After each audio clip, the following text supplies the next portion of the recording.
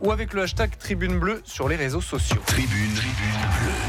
Avec Erosport, des loisirs à la compétition, vous êtes sur tous les terrains. Mais d'abord donc la natation. Bonsoir Philippe Jamet. Bonsoir. Vous êtes le président du Montpellier Méditerranée Métropole Université Club Natation, le club de natation donc de Montpellier. Je le disais, championnat de France de natation petit bassin tout le week-end à la piscine Antigone.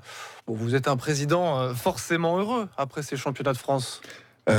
Président non seulement heureux mais comblé. Organisateur aussi. Voilà, c'est ça. Donc comblé parce que les résultats sportifs ont été très bons pour le club et le team Lucas. Et puis au niveau de l'organisation, nous n'avons eu que des compliments.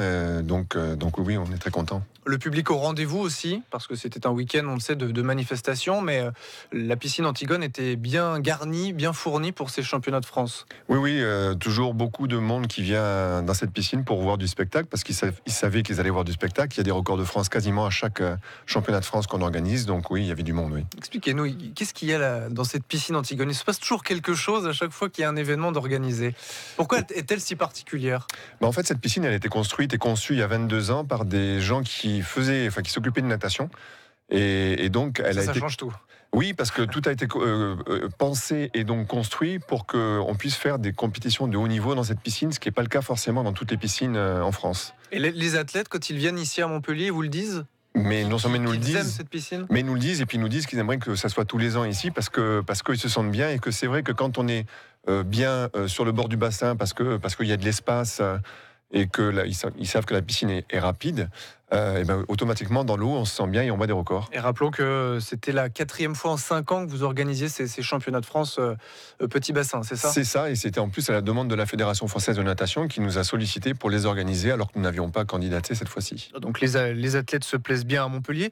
Pour le Montpellier Méditerranée Métropole Université Club, ça se passe aussi pas mal ces championnats de France, une douzaine de podiums si je dis pas de bêtises pour vous. C'est ça, 12 podiums, dont 4 médailles d'or. Là aussi, grosse performance, belle satisfaction pour vous ? Oui, très belle satisfaction, et puis d'autant plus qu'il y a eu des qualifiés également pour les championnats du monde en Chine.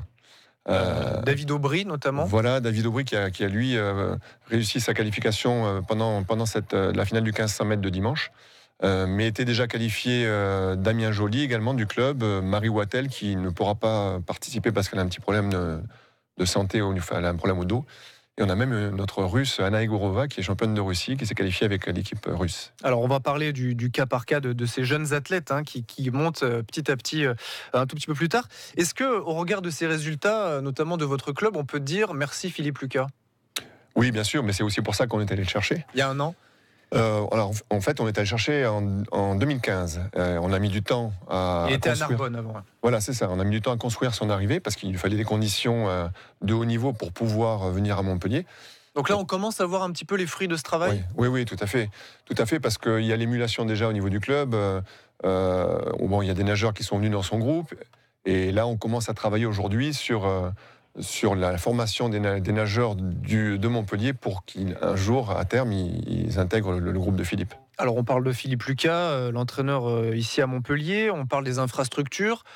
Finalement, Montpellier, c'est un peu the place to be pour la natation française. Ça devient un peu on parlait avant de Nice, de Marseille. Aujourd'hui, Montpellier, c'est vraiment positionné comme un rôle fondateur et important dans la natation française. Tout à fait. En fait, aujourd'hui, on va dire qu'on est venu au moins au niveau de Nice, Marseille ou Toulouse, qui était aussi un grand club.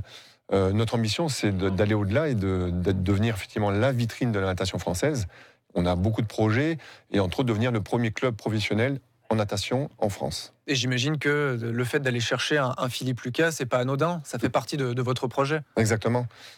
Qui de mieux que Philippe Lucas pouvait nous aider dans cette construction de clubs vitrines. Alors Philippe Lucas qui quand même est assez critique envers les installations montpelliéraines, il a par exemple qualifié la piscine Neptune, là où il s'entraîne à la Paillade, quartier Mausson. La salle de muscu pas assez grande, des vestiaires pareils, c'est du bricolage, c'est ce qu'il avait déclaré à Midi Libre. Bon, il y a encore un peu de temps pour que tout ça s'agrège, c'est ça aussi l'idée qu'il a voulu dire. C'est du langage Philippe Lucas aussi. Exactement. Donc quand il est vraiment pas content, il le dit pas comme ça. Donc non, je pense que c'était sa manière à lui. On a des échanges et avec Philippe Sorel et donc avec moi-même sur comment améliorer donc les conditions d'entraînement. On y travaille avec le maire et avec Philippe. C'est vrai que quand il est arrivé, il nous avait demandé des conditions minimum. On est allé au-delà de ces conditions minimum. C'est pour ça qu'il a accepté de venir à Montpellier. Aujourd'hui, il faut qu'on continue de travailler pour améliorer encore ces conditions, pour qu'il nage dans les conditions qu'on peut avoir justement à Marseille ou à Nice, où par exemple ils ont la piscine à leur disposition quand ils veulent, ce qui n'est pas encore aujourd'hui le cas. Mais on pourrait peut-être y arriver un jour. On entend bien, vous êtes en train de travailler notamment avec les services de la métropole. Alors sur ces championnats de France petit bassin, l'autre bilan qu'on peut tirer aussi, c'est le renouveau entre guillemets de la natation, en tout cas les jeunes pousses qui commencent à frapper à la porte et de belle manière. Vous êtes d'accord aussi avec ce constat-là ? Oui, tout à fait. Alors que contrairement à ce qui s'est passé sur la génération d'avant, où c'était les garçons et les sprinteurs qui ont poussé la natation française, on sent quand même frémir la même chose, mais sur le côté féminin aujourd'hui.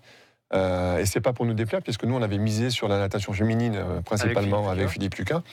Et qu'en plus, on a une des leaders de cette natation féminine avec Marie Wattel, par exemple. Alors, est-ce qu'il y a eu une prise de conscience après les départs à la retraite des Alain Bernard, Amaury Levaux, même si lui va essayer de revenir, Florent Mandoudou, Yannick Agnel, Coralie Balmy, on pourrait peut-être encore en citer beaucoup.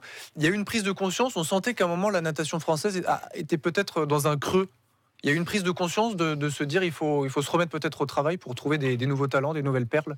Alors se remettre au travail, non, parce que le travail en natation, il est là partout et tout le temps. On peut pas tricher en natation dans ce genre de sport difficile.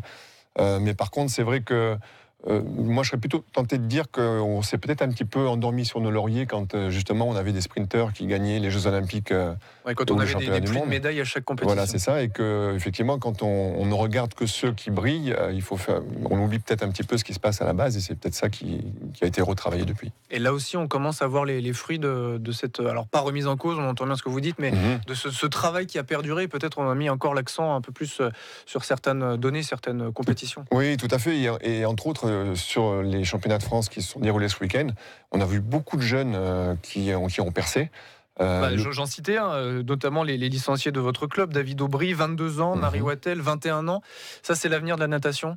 Oui, le petit Léon Marchand également de Toulouse, c'est vrai, ne soyons pas sectaires, qui a brillé tout au long de ces 4 jours.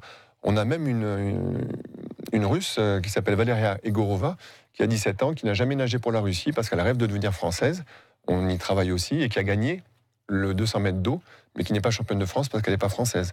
Ça peut être aussi l'avenir de la natation française. Et en vous écoutant, on voit que l'avenir est beau et radieux, en tout cas pour votre club à Montpellier. Tout à fait. Vous êtes plutôt confiant là-dessus. Oui, tout à fait. Bon, merci beaucoup Philippe Jamet d'être venu dans Tribune Bleue. Merci. Je rappelle que vous êtes le président du Montpellier Méditerranée Métropole Université Club Natation. Bonne soirée à vous. Merci. Merci. Et dans un instant, la deuxième partie de Tribune Bleue avec le FC7. Bonnes conditions de circulation sur le réseau